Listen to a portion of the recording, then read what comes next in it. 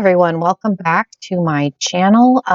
Today we're just going to do a talking video. Normally when I do these kinds of videos where I talk about movies or review a movie, I'm doing makeup of some sort. I've had this list written for a while and I figured I would just film it. I got inspired again by Possessed by Horror. Sarah Hawkingson is her name. She has a horror channel. She also has a regular channel. I'll link her down below. But she did the lowest rated movies on Rotten Tomatoes that she likes. And I thought that was a fun concept. I love horror movies, as you can probably tell, because the only movies that I talk about on this channel other than makeup related stuff are horror movies. And so we're going to do that today. I made a list, and since I took the time to make the list, I figure I would share said list. So that's what we're going to do. Before we get started, please take a moment and hit that subscribe button. Hopefully the lighting's not atrocious. I just have my overhead on. Like I said, I'm not doing any makeup or anything, so I don't think it matters if I'm washed out. If it bothers you, I apologize. Don't look at me when I'm reading the list if it bothers you. Okay, so again, these are not in any particular order. I did do one where I listed like my 16 picks for PG-13 horror movies. I have 15 for the lowest rated movies, and I was surprised at how many movies there were on Rotten Tomatoes that had low ratings. And for me, I did 20% or lower. Now, you could probably set the parameters even less than that, but I think the highest rated one on here is 19%. So I did 20% or lower rating, and I have the percentage, so I will give you the percentage. But again, these are not in any particular order. I just kind of scrolled through one on Rotten Tomatoes, put in my parameters, and then just kind of wrote down things as I saw them. But so there are probably more. I probably could have done 20, but so we've got 15 picks for the lowest rated movies on Rotten Tomatoes that I think are worth watching. And again, this is just my list. Movies, especially horror movies, are very subjective. Everybody's going to have different tastes and opinions. So if you don't agree with me, that's fine. If you have other ones, go on there and look and leave them down below. So number one, I have as Dead Awake. And this was a movie I believe I saw on Netflix. And I think it might still be on Netflix. It's about a lady that has sleep paralysis. And there's like a sleep demon that's after her. It's rated at 11%. I didn't think it was bad. It is a little bit slower paced of a movie because obviously it's about a lady. She sleeps. She suffers from sleep paralysis, which if you don't know what that is, you're awake, semi-awake, but you can't move. You can see things and it's very eerie. It is a real condition. Like I said, I think it's still on Netflix. It's either on Netflix or Hulu because I saw it on there the other day. It's definitely worth watching if you haven't seen it. Number two, I have as Wish Upon, and I believe this is on Prime, possibly.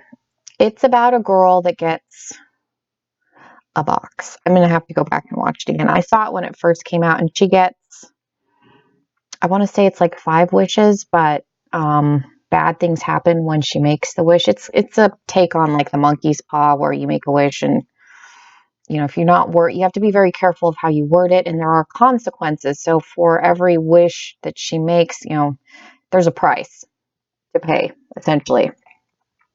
That one's the highest at 19%. Again, it has a girl. She was in The Conjuring. She's been in a couple of other horror movies. She was in that show, The Gift. So it's her. I can't think of the actress's name, but it's not bad. Then I have Truth or Dare, which is, I didn't write the years down, but Wish Upon is not that old. And Truth or Dare, I think, came out in 2017, 2018. Truth or Dare is at 15%. It's a little bit cheesy. It's kind of a ghost story, supernatural, paranormal-ish movie. These kids are forced to play Truth or Dare, and the dares keep getting more and more violent, and people start dying. I didn't mind it. Again, it was in the theater, but I think it was one of those movies where people either liked it or they thought it was stupid. I, again, didn't think it was a bad movie. It's definitely worth watching if you haven't seen it. One of the actresses, I think, was from Pretty Little Liars. I never watched Pretty Little Liars, but I think she was in that. Number 4, I have The Gallows. Again, this is a movie I saw on Netflix. It is a independent movie. It is at 14% on Rotten Tomatoes. It, again, if memory serves, it's been a while since I've watched The Gallows, but they're in like a haunted theater and there's a ghost.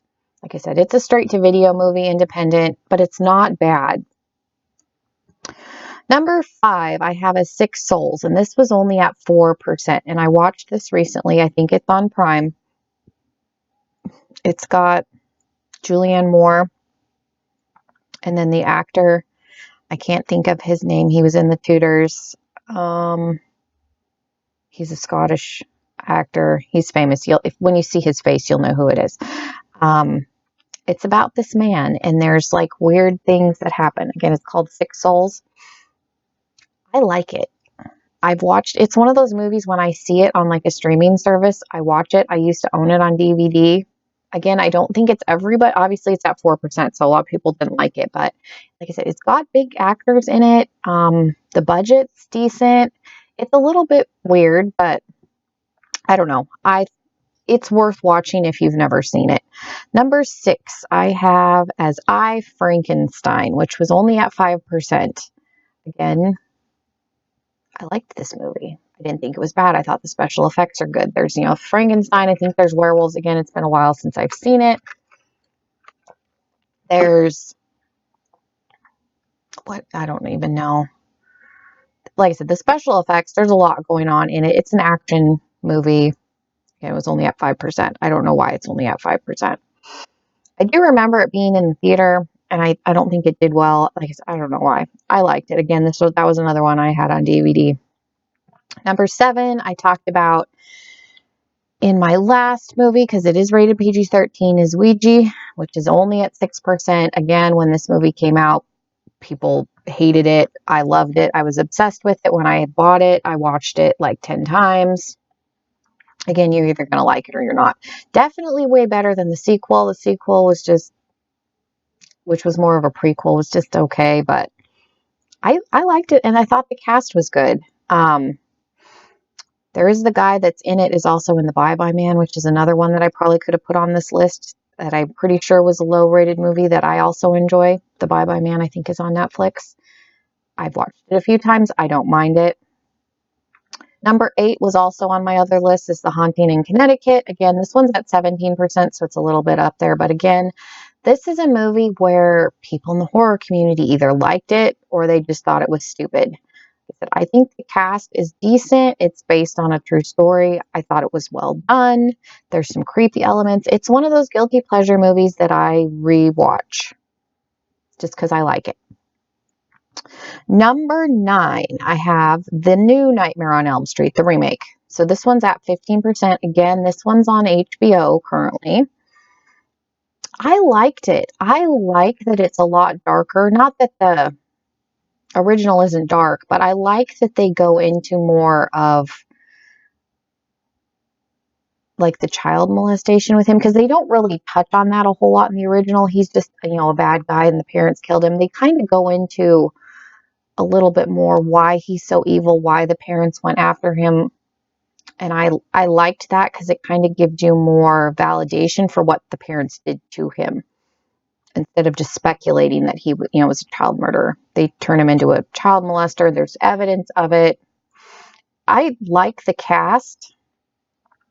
The guy that's in this was also in A Haunting in Connecticut, and I like him as an actor. I liked the remake. I didn't think it was a bad remake. Like I said, I think it was cast well. Again, not everybody liked it. It's like I said, it's only at 15%. Number 10, I have My Soul to Take. And this is another one that people I know, when it came out in the theater, did not do well. And this was a Wes Craven film.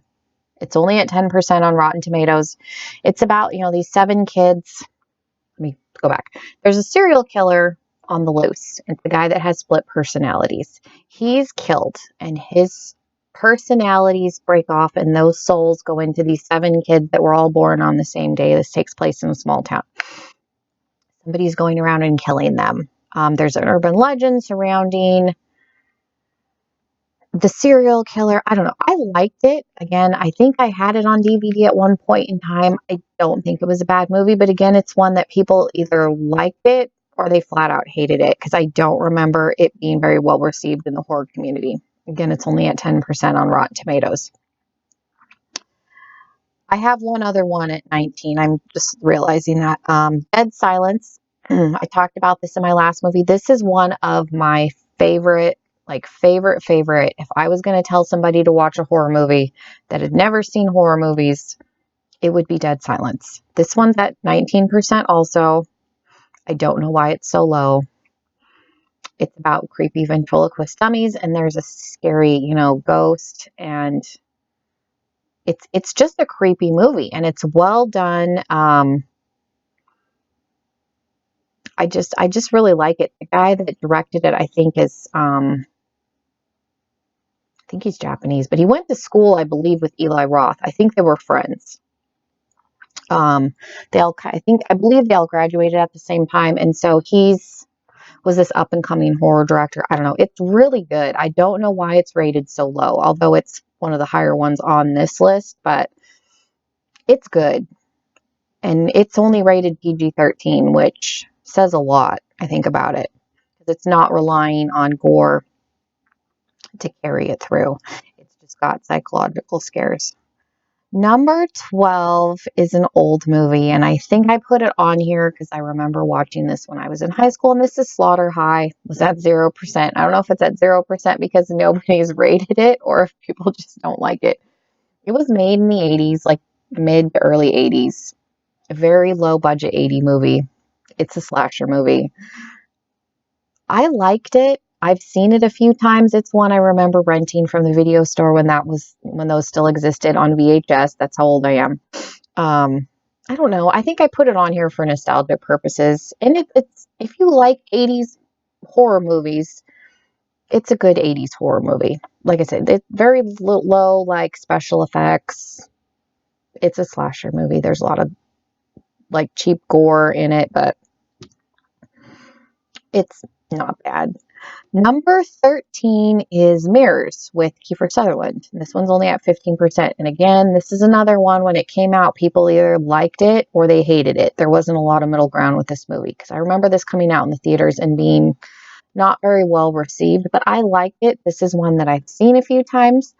I don't mind the sequel. I think I'm a little bit biased because I do like Kiefer Sutherland and I like him as an actor. I tend to like his movies, so I think the fact that he was in it helped it a lot, but I didn't think the storyline was bad. I like supernatural horror movies because most of what's on here are supernatural, ghost, the psychological scares. I like those more. Now, I used to be a big slasher movie fan, but I still am, but I like the creepy ghost story supernatural movies better for whatever reason. Number 14, I put on here just because I think it's entertaining to watch. Lost Boys: The Tribe, the sequel to Lost Boys, the long-awaited sequel that people waited 30 years for, 25 years, because the sequel came out a while ago. It's not a good sequel. Now, if you pretend that it's not attached to the Lost Boys and just look at it as a standalone movie, it's not a bad movie. What they did is they pretty much took the original and modernized it a little bit, threw in Corey Feldman, because it's basically the same storyline as the original movie. I really wouldn't even consider it a true sequel. But it's funny, and Corey Feldman's acting is funny because they're having him play an adult 15-year-old version of his character from the original, and like it just comes across a little bit odd. And it's an entertaining movie to watch, and the vampire actors that they've cast, like Kiefer Sutherland's younger brother plays the lead vampire. Fun fact if you didn't know. And so it doesn't have a bad cast, and the acting's not bad. It's just I think people hated it so much because, like I said, people love the Lost Boys. We've been waiting for them to make a sequel for years and years, and this is what we got. And it was very lackluster. But if you separate it from the original, like I said, and just look at it as a standalone, straight-to-video movie, it's not a bad film. But yeah, it wasn't a great sequel. But I put it on there because it's one of those movies I do watch it occasionally because it's entertaining for me to watch it. It's not scary. And yeah, it's entertaining. It's at 0%. Again, I don't know if it's because nobody's rated it or if people just hate it. But I know for a fact people in the horror community flat out hate that movie. So that's probably why I said 0. And then number 15 is also a movie I talked about on my last video, is Stay Alive. And it is one of those where it's a video game. If you die in the game, you die in real life. It's got Frankie Muniz from Malcolm in the Middle. But it's not a bad movie. Again, I'm pretty sure it was straight to video, but the budget's decent. It's decently cast. The acting's not bad. And again, it's kind of got the psychological scares because it's only rated PG-13, but it's not a bad movie.